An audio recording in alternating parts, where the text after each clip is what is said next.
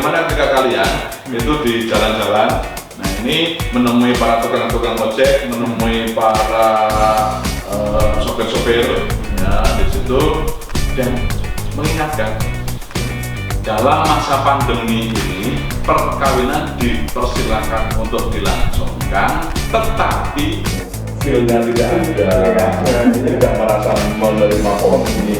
Ini yang saya katakan, ini yang kurang tepat.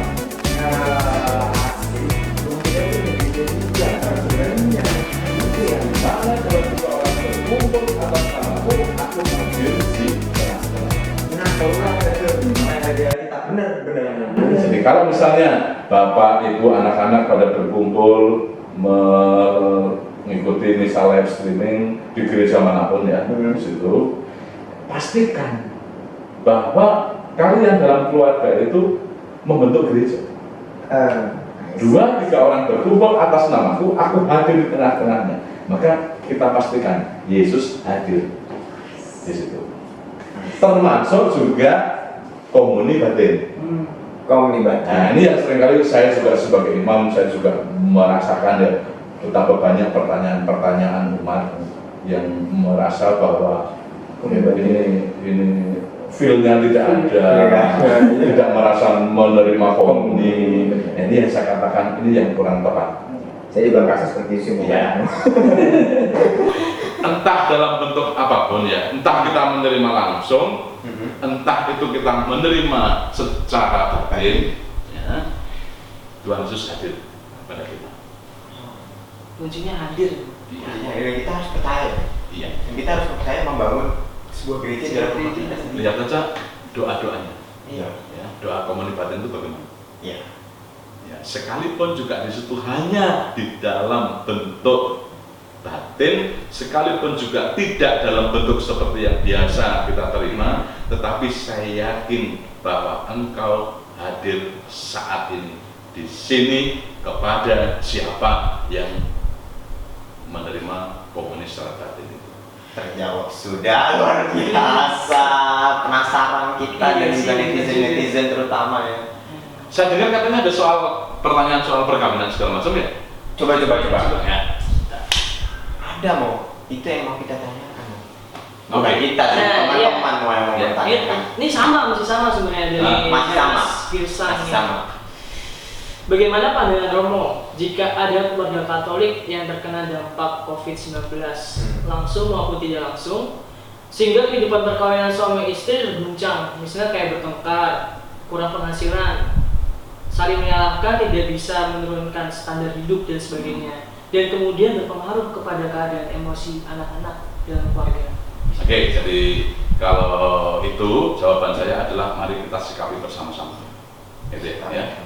Jadi kalau masing-masing itu menyadari bahwa ini adalah kita terdampak, nah seperti itu, ya masing-masing akan menerima kenyataan. Ya, gereja memang sudah berbuat sesuatu ya, tetapi kan tidak bisa banyak, tidak bisa selamanya, dan tidak bisa memenuhi seluruh kebutuhan dari keluarga yang terdampak. Sifatnya kita hanya menolong. Nah, itu ya, seperti yang sudah kita lakukan. Dimana kita misalnya untuk orang-orang yang belum punya masker, atau kalian OMK, ya ini kan dengan segera cepat pergi ke keluarga-keluarga yang belum punya masker, memberikan masker itu. Jadi disebutnya. Saya melihat bagaimana ketika kalian itu di jalan-jalan, nah ini menemui para tukang-tukang ojek, menemui para sopir-sopir, ya di situ, dan mengingatkan kalau belum punya masker diberi, kalau dia punya tetapi lupa untuk pakai, ya disuruh memakai. Ini yang saya katakan, ya kita hanya bisa berbuat sesuatu ya, yang kecil, dan moga-moga ini menolong. Seperti keluarga-keluarga yang terdampak, ya, gereja melalui akti sosial, ya, panitia COVID-19 bersama dengan PSE Paroki, nah ini kan sudah memberikan juga di dalam bentuk natura, ya, sembako. Ini sekali lagi itu tidak menyelesaikan persoalan, tetapi gereja berusaha untuk membantu, ya. Sementara ya, sambil keluarga-keluarga yang terdampak COVID itu, ya bagaimana berusaha untuk bekerja. Saya dengar umat kita yang terdampak COVID ini karena terkena PHK ya, dari perusahaannya. Nah ini mandiri di rumah untuk membuat kue, untuk membuat roti. Nah, itu juga sih. Nah, ini, ya. Yang penting berusaha, Pak. Nah ini saya kira yang harus kita Ciptakan. Nah kalau semua yang terdampak itu bisa karena menyadari, tidak saling menyalahkan, tetapi menyadari bahwa kita tidak mungkin dalam kondisi seperti ini terus. Kita harus bangkit. Kita semua terdampak. Maka memungkinkan sebenarnya bagi keluarga-keluarga tadi itu untuk memiliki yang namanya home industry.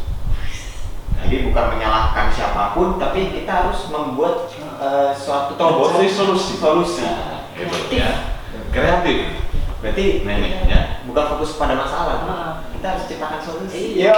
Yo, Ya saya kira ini juga menjadi tugas kalian-kalian ya. Nah, ini para kaum muda untuk juga berani mengingatkan kepada ya warga kita.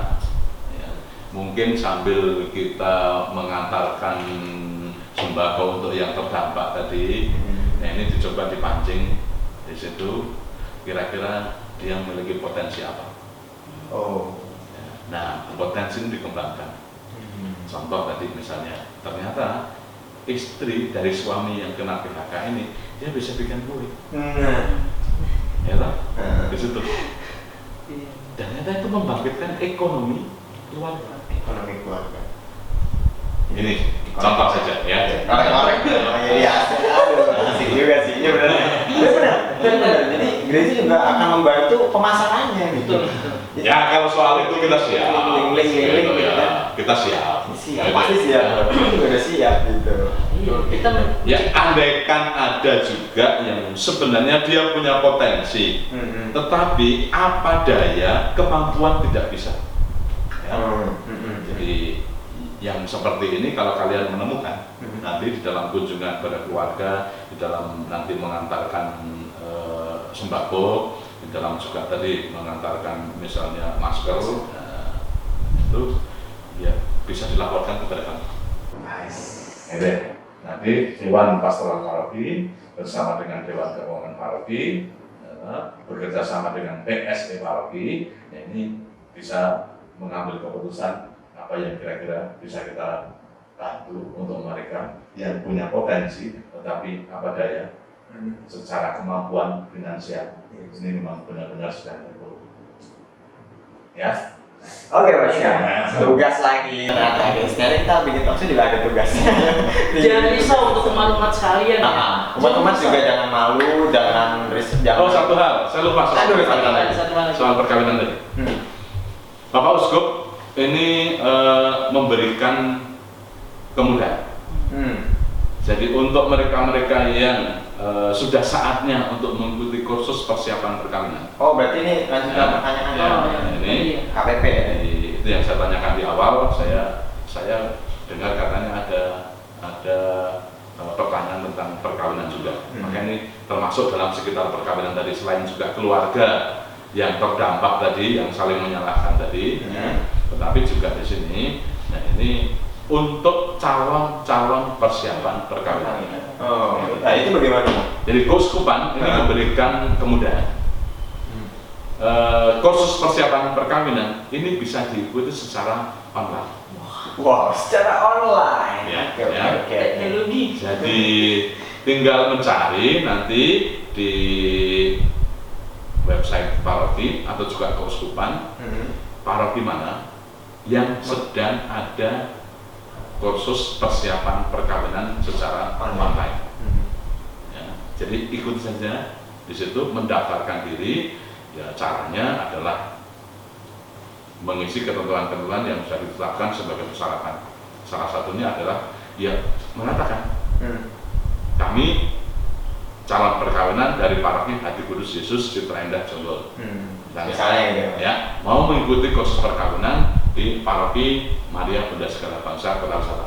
Oh, oke oke. Atau juga mau mengikuti kursus persiapan perkawinan di paroki Katedral Bogor. Oh. Ya, silahkan mendaftarkan diri secara online dan kemudian ikuti kursus secara online. Itu diakui. Ya. Itu diakui. Sahnya ya persyaratan dokumen persyaratan calon perkawinan gereja. Jadi guys, Ya. itu dia tadi ya yang mau tanya-tanya soal tadi KPP juga sudah ada, sudah diberi jawaban. Termasuk juga perkawinannya. Termasuk juga perkawinan ya. Kenalnya gimana? Jadi Bapak Uskup ini mengizinkan Mhm. dalam masa pandemi ini perkawinan dipersilakan untuk dilangsungkan, tetapi yang hadir tidak boleh lebih dari 10 orang. Oh, jadi tetap bisa melangsungkan perkawinan di gereja, tapi itu dia tidak boleh lebih dari 10 orang. Oke, terjawab sudah pertanyaan-pertanyaan yang akan diberikan. Betul. Nah, Oke, masih ada yang lain lagi? sepertinya sudah. Sepertinya sudah dulu. Sepertinya sudah. Terima kasih banyak Romo sudah membantu kami dalam menjawab pertanyaan-pertanyaan dari teman-teman yang risau, galau dan bimbang. Silakan aja, silakan aja. Mungkin nanti akan ada pertanyaan banyak lagi yang akan kita tanyakan ke Romo. Saya selalu siap. Iya, Nah, ini bagi teman-teman kalau misalnya mau tanya-tanya, Betul. ini kita udah punya IG-nya OMK nih. Buka aja di apa sih? WKX Santo Aloysius Gonzaga underscore. Di situ nanti ada Ya, video boleh lah. tentang Romo. Nah, nanti di situ aja tanyanya. Di Boleh kolom. juga di DM juga boleh. Atau di komentar di YouTube ini juga boleh. Tanya-tanya aja, nanti kita bakal tanyakan ke Romo atau ke siapapun yang akan jadi narasumber. Oke? Oke. Kalau gitu kita berdua pamit. Pamit. Tapi jangan lupa untuk like, subscribe, dan komen juga. Main-main ke Instagram kami di Instagram yang tadi di @omk_santo_aloysius_gonzaga. Juga jangan lupa untuk kolektor. Penting tuh. Penting. Oke, jadi terima kasih atas kehadiran kalian semua, Asik. orang-orang muda di paroki ini, karena kalian adalah ya generasi penerus dari gereja ini. Iya, betul. Iya. Itu jadi saya senang bahwa kalian ya punya inisiatif kreatif, Asik. inovatif, Asik. ya toh? Dengan cara yang seperti ini, dan moga-moga ini juga menjawab pertanyaan-pertanyaan dari rekan-rekan kita, ya toh? Ya, dan juga dari umat kita. Betul.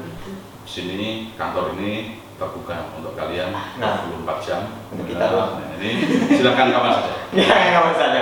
Kalau ada sesuatu yang perlu kita bicarakan, silakan. Siap. Oke, saya klik jangkrik di add di sini dan Saya kalau Andreas. saya yang baru. Sampai jumpa di video berikutnya, dan ada videografer di belakang yang biasa jadi Thomas saya, jadi videografer saya. Hanya saya titip pesan ya. Oke. Jadi kita tetap harus jaga jarak. Jaga jarak, kata Romo Yohanes Suradi. Ya, pakai masker, ya, kalau bepergian, ya, toh. Dan juga sekali lagi untuk saat ini maaf kita tidak bisa berjabat tangan dulu, ya toh. Jadi ya, terima kasih. Terima kasih, Romo. Terima kasih juga ulang tahun yang diberikan kepada saya. Sampai jumpa di video Terima kasih. berikutnya. Ya, Tuhan memberkati. Amin.